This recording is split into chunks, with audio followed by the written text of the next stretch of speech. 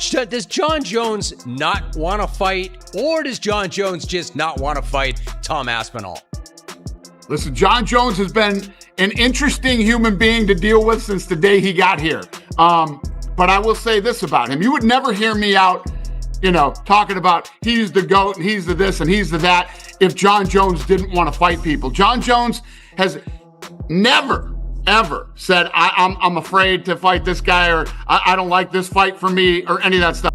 Dana White seems prepared to move on from Jon Jones and name a new heavyweight champion if the current title holder keeps avoiding a clash with Tom Aspinall. For instance, he doesn't fight this guy. Who would you like to see him fight? Or are you going to wait until he fights this guy?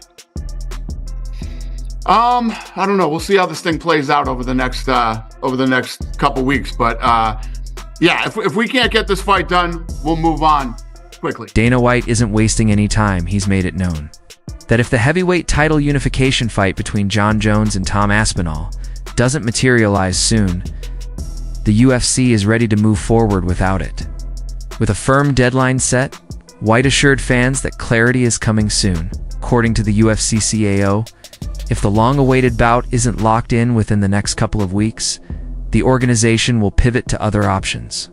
It's a strong signal. The clock is ticking for Jon Jones. Obviously, this Jon Jones thing is what a lot of people are talking about. I wonder, is there anything that PFL or Francis could do to make that a realistic option for you guys, or are you fully focused on Aspinall? Yeah, it's Aspinall's fight. I mean, we've been talking to this kid forever about it, and it's his fight. Listen, you can't make people fight. If Jon doesn't want to fight, you can't make him fight. We can try to make him fight. We can throw things at him that inspire him to want to fight, but we'll figure it out. Dana White has acknowledged that working with Jon Jones hasn't always been smooth, calling him a complex individual. Still, the UFC president stood up for Jones against accusations of dodging opponents. According to White, Jones has never backed down from a challenge or turned down a fight out of fear. He recalled the 2012 incident where Jones declined a short-notice bout against Chael Sonnen. The advice of his coach, which led to the cancellation of UFC 151. Even then, White emphasized it wasn't about being afraid. He insisted that Jones has always been willing to face whoever the UFC put in front of him, and fear was never a factor. That's the beauty of this. That's the beauty of what we do. How will Topuria do at 55? And the thing is, here you get thrown right to the wolves. You're going in against Charles Oliveira, one of the best, one of the most popular fighters in the UFC. I don't know the answer to that question, but we're going to find out. Despite all the buzz, there's still no official word on why the Jon Jones versus Tom Aspinall fight hasn't been locked in. Jones last stepped into the octagon back in November, where he put on a dominant performance against two-time champ Stipe Miocic at UFC 397. Since then, reports suggest he's been in Thailand, involved in a Russian edition of The Ultimate Fighter. Meanwhile, speculation continues to build.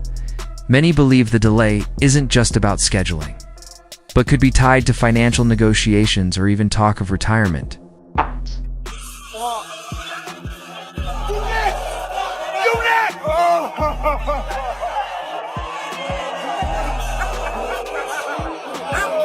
Meanwhile, Tom Aspinall has stayed sharp and focused on the heavyweight scene.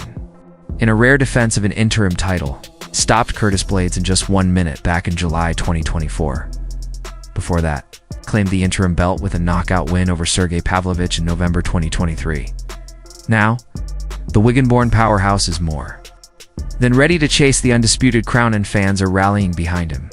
A petition calling for the UFC to strip Jon Jones of the title has nearly hit 200,000 signatures, highlighting just how fed up the fan base is with the continued uncertainty. Do you see the petition online from the fans? Every human on earth was DMing it to me, and yeah, I saw it. Just curious what you make of that. How many fans are there worldwide? It's like 400 million, 130,000 people want to see him strip. It's kind of silly. He said he doesn't care if you strip it, but he would vacate it. I've been busy. I haven't been keeping up with the gossip. Right? Interestingly, Jon Jones hasn't shown much public excitement about a potential clash with Tom Aspinall, though Dana White claims that Jones initially agreed to the matchup. Nothing official, no contract or announcement has come out of it yet. Aspinall remains in training and ready to go. He's been left waiting in uncertainty as the champ holds off on committing to the unification fight. Aspinall has even suggested that Jones may already be retired, and he's now shifting focus toward a possible bout with the to contender Ciryl Gane for the undisputed title. If the Jones fight doesn't happen, this is the only sport in the world you can have somebody hold your career back. Yep. I've been almost a year inactive with no prospects of anything. Just be ready, and we'll just let you know. Yeah. And then it's kind of difficult, like mentally, to. Oh yeah. This is the fight against Jon Jones. Like, not the fight is another thing. Yeah. This is the tricky bit where I really have to stay switched on, stay motivated, and I'm trying my best. I'm trying. It's tough. As you said a minute ago, no one really knows what's going on behind the scenes apart from me. Exactly. You're an office cooking. I train all the time anyway. Just because I've not got a fight doesn't mean I don't train. Like, I honestly... Jones's approach has sparked backlash from both fans and fellow fighters. Many suspect that his hesitation to face Tom Aspinall may be driven by financial motives. According to insiders, including Aspinall's teammate Phil DeFries, there's a growing belief that Jones is clinging to the title more for its prestige and the paycheck it brings than a genuine desire to defend it. Jones may not seriously intend to fight the British contender and is instead stalling to hold on to the championship and its benefits. He even theorized that if Aspinall were to lose to another fighter, Jones would suddenly be more willing to step in so long as it's not against Aspinall. So we've got to speak about Tom because from I've been covering MMA for years. I've been watching it since before I was a teenager. I can't remember seeing anything quite like this Tom Aspinall, Jon Jones saga. What are you making of it? I don't think it's going to happen, you know. I don't think Tom wants it. I don't think Jon wants anything to do with it. I think Jon gets a lot of money for being champion. I think the sponsors and that are paying him a fortune, and I think he's just dragging along, keeping the belt as long as possible because it's worth that much money to him. I don't think he's got any intention of doing the fight at all. I think he's just going to drag it on as long as he can until he gets stripped. You never know, he might come back. I mean, you know, but I'm betting he would if Tom did get beat, he would jump for joy and he'd fight the guy who beat him. But Tom's not going to get beat, and I don't think it's going to happen. I don't think so. I think it's just not happening at all. But you never know. But I think if it was going to happen, Jon would have said yes by now, and he's just partying in Thailand, isn't he? Chael Sonnen, a former UFC title challenger who once shared the octagon with Jon Jones, has offered a different perspective on the situation. In his view, Jones doesn't need to face Tom Aspinall to solidify his legacy. Sonnen believes that Jones' dominant first-round victory over Ciryl Gane at UFC 285 already says enough. His take is that if Aspinall and Gane eventually square off and their fight lasts longer than a round, it could make Jones look even more impressive by comparison without him ever having to step back into the cage. Bill Cormier comes out, said if Jon Jones leaves right now, he does not retire, he quits. If Jon Jones does not make that walk against Aspinall, does it call into question Jon's career and everything that he's achieved? Because the one great out that Jon has, if this little game of chicken plays out and he doesn't compete with Aspinall, yes, the media is going to be terrible, and yes, they're going to bury him. And this little thing called legacy is not going to go in your direction unless Tom and Ciryl see round 2. If Aspinall and Ciryl fight and Aspinall beats him, but it's in the second round, Jon only needed a couple of minutes and never even got punched in the face. Tom Aspinall is going to have to beat 4 minutes and 31 seconds. And if he doesn't, Jon Jones, without lifting a finger, is going to get that legacy and get that reputation. Not everyone agrees with that line of thinking.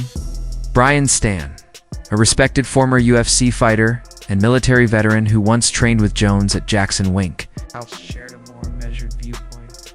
He said that if he were in Jones's shoes, he'd take the fight with Aspinall.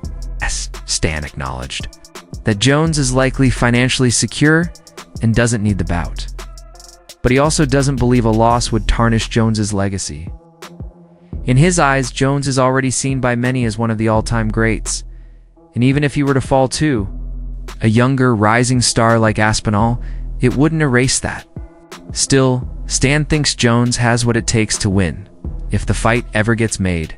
Your old teammate. There aren't a ton of them left, but there is one named Jon Jones who is still around. If you were him, what do? Do you take this last fight against Tom, or do you get out of the game with the perfect record?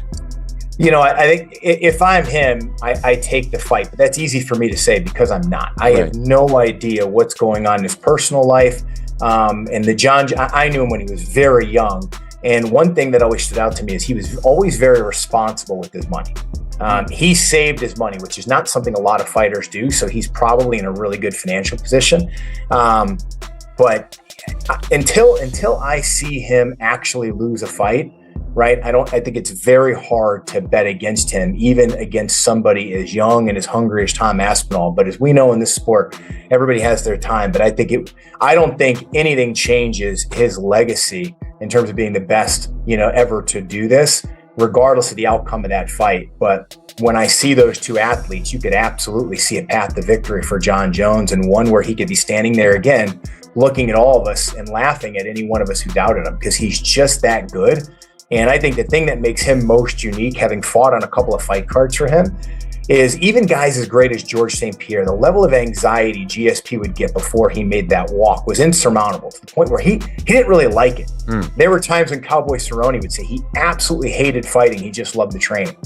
When you see Jon Jones in a locker room before he's fighting, right, he looks like a kid who's getting ready to play a middle school basketball game. Like, he's genuinely excited to walk out there in the octagon and destroy the person in front of him. There's never a single doubt in his mind as to what he's going to do in there. I've never seen another fighter mentally like that. In all the times that I fought and all the times that I called fights, never seen somebody with that level of mentality and that little anxiety before they walked into the octagon. Alexander Pantoja, the current flyweight champion, also spoke out about the ongoing situation, sharing his disappointment with how things have played out. He contrasted his own willingness to stay active with what he sees as Jon Jones's lack of urgency when it comes to unifying the heavyweight title. Jon Jones is a special talent. Everyone respects him, but what's happening right now is unfortunate, Pantoja said. Maybe it's time to move on. Tom Aspinall has earned this opportunity, and the fans deserve to see it. If Jon doesn't want the fight and is thinking about retiring, then maybe he should say so. Pantoja added that he hopes Aspinall is staying prepared and not letting this situation derail his momentum. What's made the issue even more contentious is Jones's limited communication, both with fans and the UFC. Despite reportedly having discussions with the promotion, Dana White confirmed there's been little actual progress on finalizing the Aspinall bout. As time goes on, more voices within the MMA community are starting to believe Jones may be holding out for a bigger paycheck or that he may already be mentally checked out of the fight game altogether. Fighting Tom. I was waiting for it. Governor. The UFC and Tom, we all got a lot of stuff happening behind the scenes. They're one of the biggest organizations in sports, and right now Tom and I have agreed to wait for the UFC to make their announcements. So I legally can't really talk about it. Alexander Volkanovski didn't hold back when speaking about Jon Jones's current position as UFC heavyweight champion. The featherweight star voiced his frustration over Jones's apparent lack of interest in defending his title against interim champ Tom Aspinall, known for his own reliability and frequent title defenses. Volkanovski stressed that being a champion means taking on all challengers, especially when one is clearly next in line. From his perspective, if Jones isn't prepared to meet that responsibility, then stepping away from the sport might be the right call. His comments reflect a growing frustration within the MMA world, as more and more fans and fighters question why Jones remains inactive while Aspinall stays eager for a shot. I've always been, if you're the champion, defend your belt. It's a responsibility.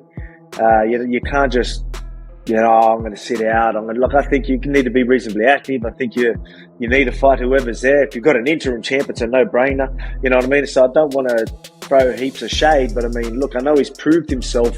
Everyone's like, oh, look what he's done. It's fine. It's like, yeah, no, not really. Don't hold up divisions just because, I know your resume is incredible. What you've done is incredible. You're considered the greatest of all time. Yeah, we get that. So if you don't want to fight, just retire. You're done. Or if you want big fights, you're going to have to vacate the title. Like it's a responsibility. That's how I've always looked at being the champ. It's a responsibility. Curtis Blades, who has personally experienced Tom Aspinall's power in the octagon, didn't hold back when sharing his thoughts on the current situation.